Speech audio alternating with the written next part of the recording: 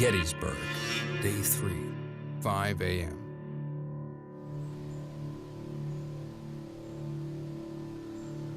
The stakes have never been higher.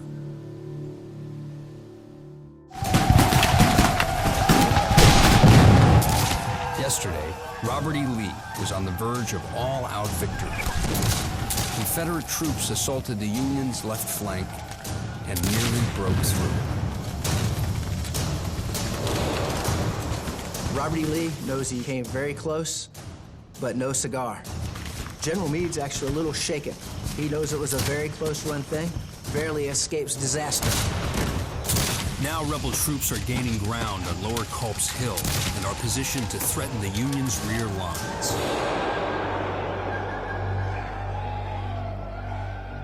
Meade sends in reinforcements. One Union brigade is led by Colonel James Wallace, educated, wealthy, also from Maryland. The only Union colonel who owns slaves. Medic, get over here, quick! During the Revolution, his grandfather and Ridgely Howard's fought in the same regiment. Today, the two Marylanders will battle each other. Maryland, like other border states, is torn apart. So many divided loyalties. Maryland, they had to decide which side they were on. Maryland is one of 5 border states, loyal to the Union, but slavery is legal. Passions for and against slavery run hot here. Federal troops occupied Baltimore throughout the war to prevent a Confederate uprising.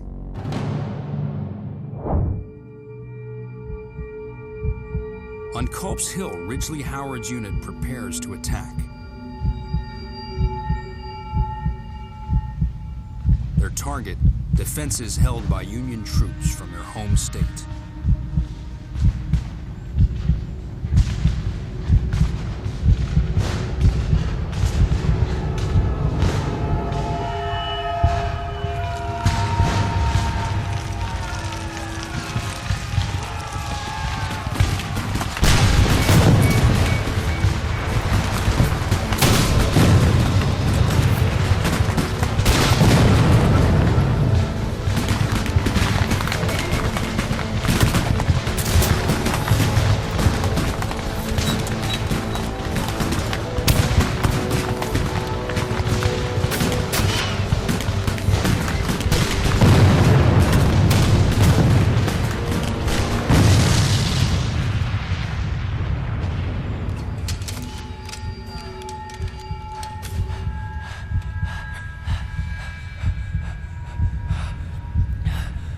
The men seemed to feel the solemnity of the occasion and to understand the desperate nature of the charge to be made. I prayed for strength to do my duty. Last night, the rebels outnumbered Union defenders 3-1. Now, those odds are reversed.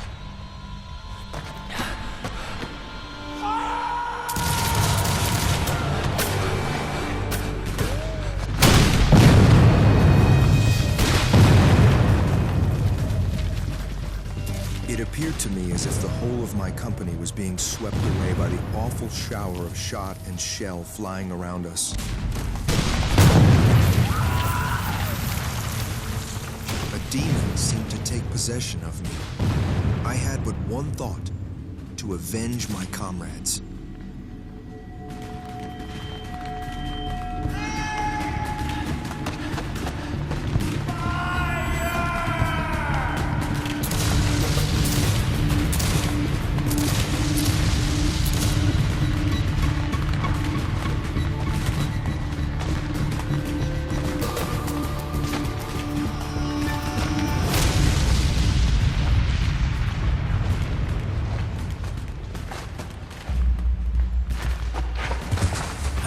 Takes a bullet fired by the Union's 1st Maryland Regiment.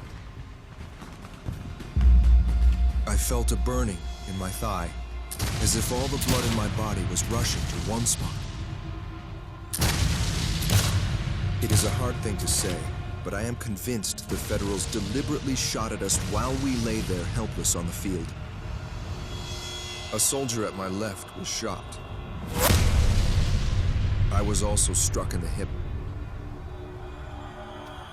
Hip wounds are almost always fatal. Every moment I expected would be my last, so I straightened myself out, folded my arms over my breast, and waited for my time to come. Time slows as Ridgely Howard prepares to die.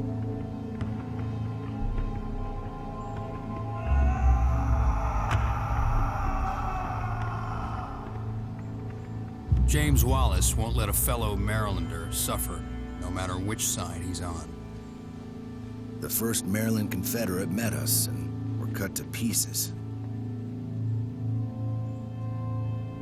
We sorrowfully gathered up many of our old friends and acquaintances and had them carefully and tenderly cared for.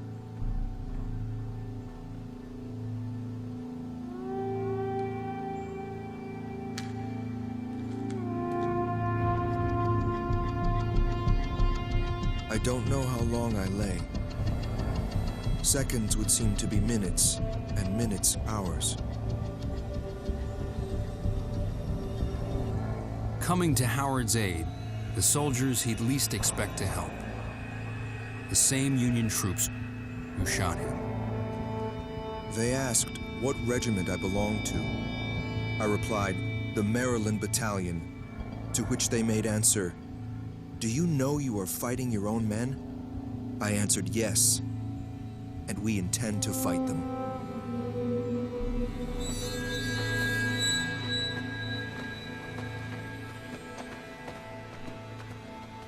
With the rebel assault on Culp's Hill stalled, Robert E. Lee readies one more massive attack.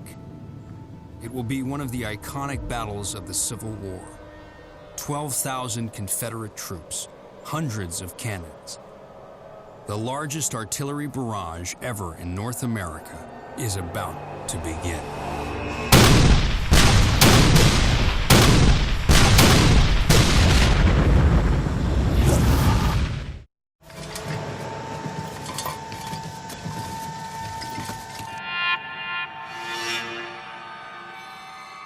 After 2 days of attack and counterattack, Robert E. Lee is about to launch the offensive that will decide the Battle of Gettysburg and the course of the war.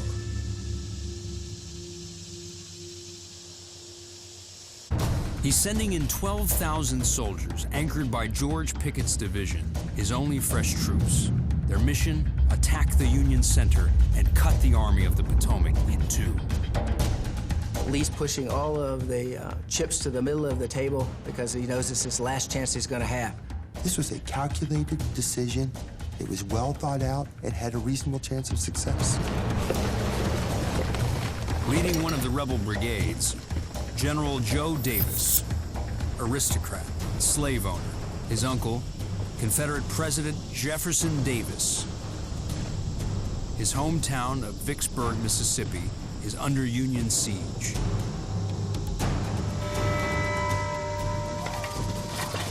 To weaken Union defenses, 160 Confederate cannons move into position.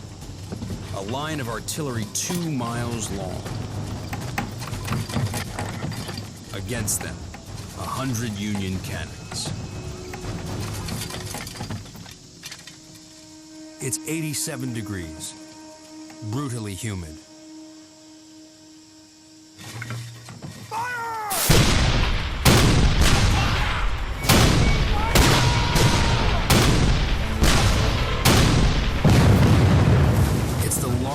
Artillery barrage ever in the Western Hemisphere.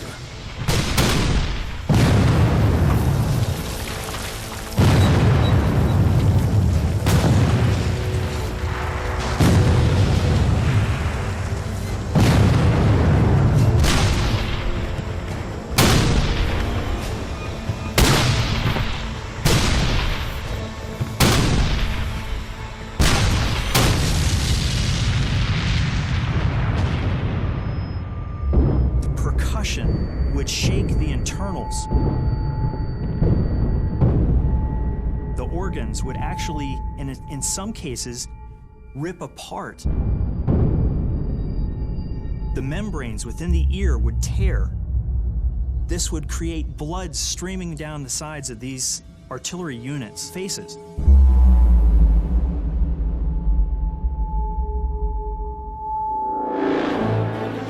The artillery barrage can be heard in Harrisburg, Pennsylvania, 40 miles away.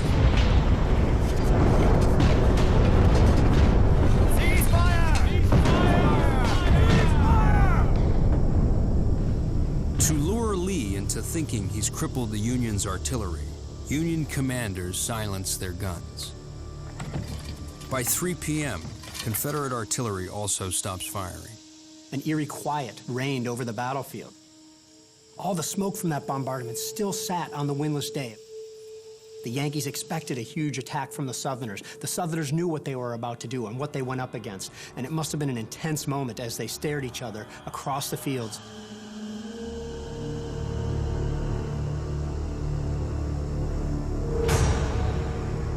The Confederate command believes it's safe to send in their troops.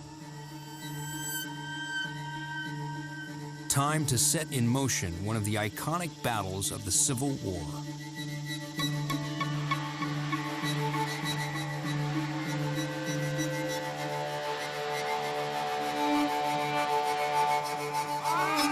Joe Davis and his men move out. Part of a rebel assault that stretches a mile.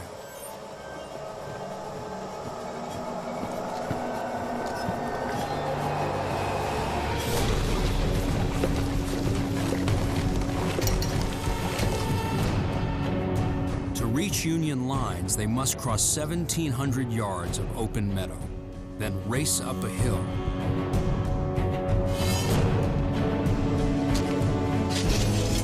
But unknown to the Confederate leaders, the Union artillery still has plenty of firepower. They're just waiting for the rebels to come into range. Joe Davis and his men are marching into a barrage of artillery hell.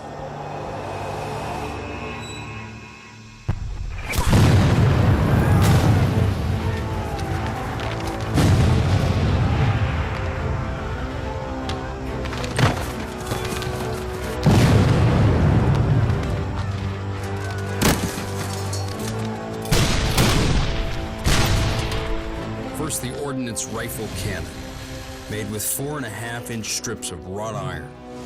Invented just 2 years earlier, they're tough and reliable, designed with a 3-inch grooved bore for greater range and deadly accuracy. The ordnance delivers shells that explode on impact. And time shells and shrapnel that burst in the air over the enemy's heads.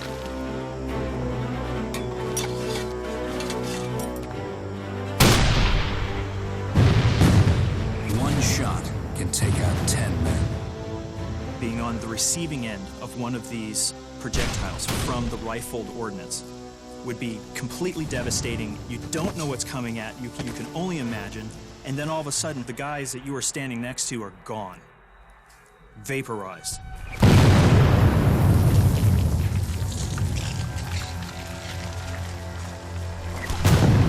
Stopping to return fire in an open field is suicide.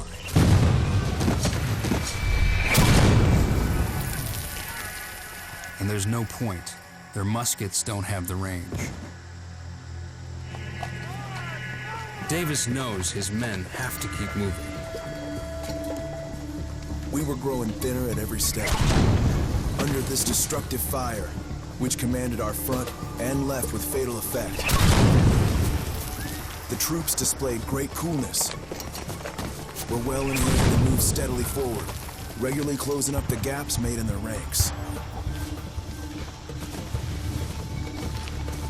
About halfway to Cemetery Ridge, the rebels come into range of the older-style, smooth-barreled Napoleon cannon. The most popular artillery in the Civil War. It fires 4 kinds of ammunition, including solid 12-pound cannonballs. Bounced in front of advancing troops, they can mow down a whole row of men like bowling balls. It's hard to conceive how men could keep going in the face of such opposition. The level of courage is intense and large. Until Davis and his men can return fire, they're just target practice for Union artillery. The attack that will come to be known as Pickett's Charge is being blown to hell.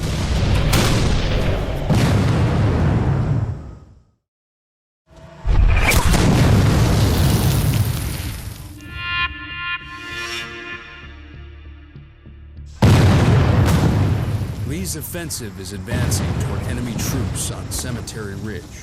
Union artillery is mowing them down. It's the moment of truth at Gettysburg for both armies. Joe Davis and his men are now 400 yards from the Union guns. Canister range. Canister is the most devastating weapon of the day. Basically tin cans packed with 28 iron balls.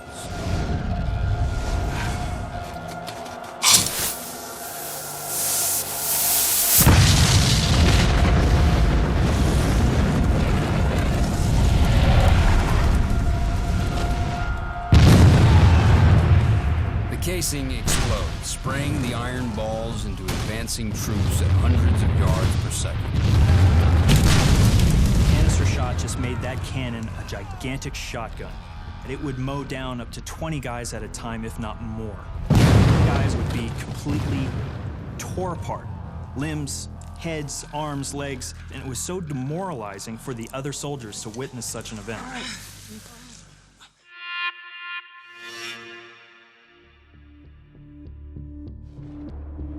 Davis regroups at a dirt road, the Emmetsburg Road, 200 yards from the Union line. They're now within range of enemy muskets.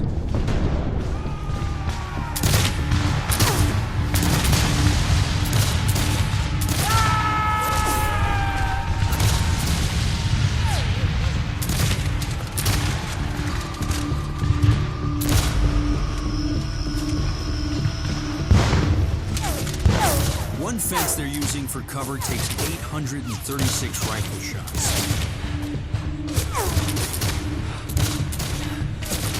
The brigade to the left of Davis hasn't caught up, exposing his flank and opening a hole in the rebel line.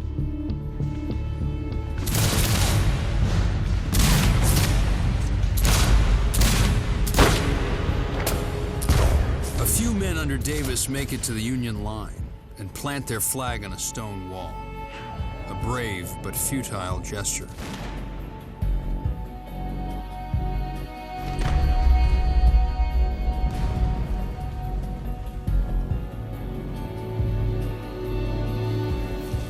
The rest of the unit under Davis cracks and retreats.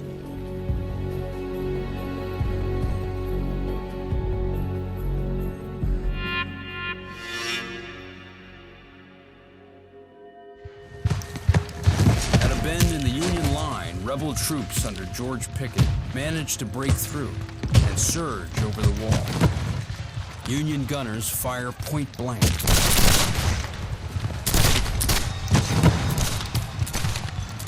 Now it's to the point of hand-to-hand combat. This is as brutal as it gets. It is literally with musket butts and using fighting knives, using the bayonets by themselves as thrusting weapons. The rebels overrun 3 cannons, but they're soon overwhelmed. It's Lee's last chance for victory at Gettysburg, but it's not enough. They almost cut the Union Army in two. They almost did it. Robert E. Lee's great moment of promise quickly turned into his greatest defeat by far.